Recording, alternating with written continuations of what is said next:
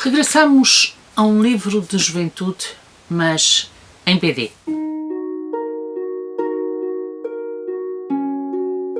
Olá, eu sou Maria João do Livros Gosto e hoje venho-vos falar sobre A Volta ao Mundo em 80 Dias do Júlio Verne, mas nesta adaptação para BD. Este foi o último livro que eu li do ano de 2020 e foi uma leitura muito prazerosa. Primeiro porque, e deixem que vos mostre, as ilustrações são fantásticas, muito bem feitas, muito bem construídas.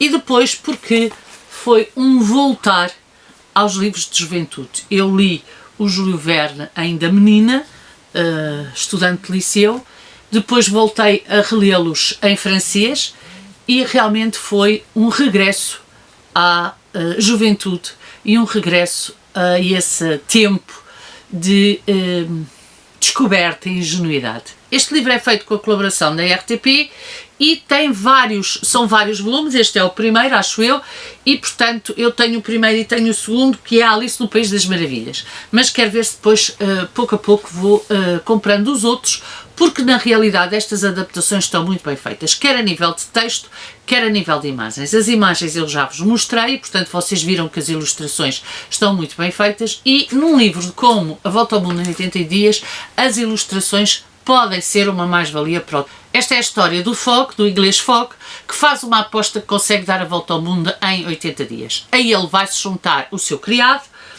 o Passepartout, e depois mais à frente uma jovem que o acompanha na viagem. Portanto, esta é a tentativa deste homem provar que naquela altura se poderia dar a volta ao mundo em 80 dias. Ora, hoje dá-se a volta ao mundo quase em 24 horas, mas a verdade é que foi um feito que ele fez naquela altura. E a imaginação do Júlio Verne é prodigiosa. Ele é dos autores franceses cuja imaginação acabou por comprovar que, no fundo, não era imaginação, era quase premonição, em alguns casos. Estou-me a lembrar, por exemplo, das 20 mil léguas submarinas, ou da Viagem ao Centro da Terra, ou da Ida à Lua. Portanto, são livros que acabam por ser quase premonitórios. Este é um livro divertido, é um livro onde a personagem Passepartout é uma personagem que nos leva a sorrir, nos leva a rir e, portanto, tudo isto, esta conjugação entre o Fogg e o Passepartout acaba por ser algo muito interessante de se ler e de se acompanhar. Quem não leu, eu acho que é uma boa maneira de começar a ler por aqui e depois avançar para o livro propriamente dito do Júlio Verne, que obviamente é mais completo, é mais descritivo, acaba por ser um livro, na minha modesta opinião, tão interessante quanto este ou mais interessante ainda. Isto porque as perspectivas dos dois livros e a forma como os dois livros foram elaborados e o público, no fundo, para quem se destinam, são também diferentes. Portanto, quem quer começar a ler Júlio Verne, esta é uma boa hipótese e depois transferir-se para o próprio do Júlio Verne.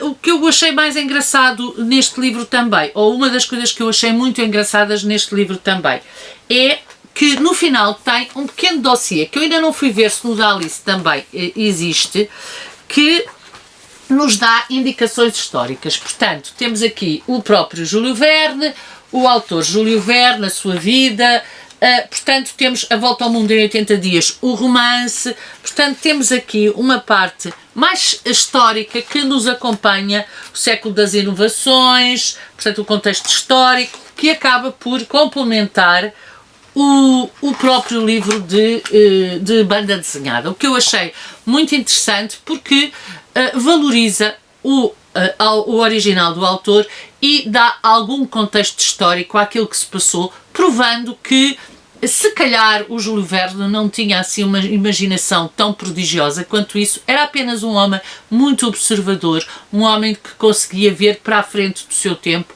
e um homem que conseguia prever aquilo que se iria passar.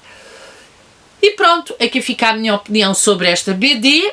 Digam-me se já leram, digam-me se estão a pensar ler, digam de vossa justiça e vemos no próximo vídeo. Tchau, até ao próximo vídeo!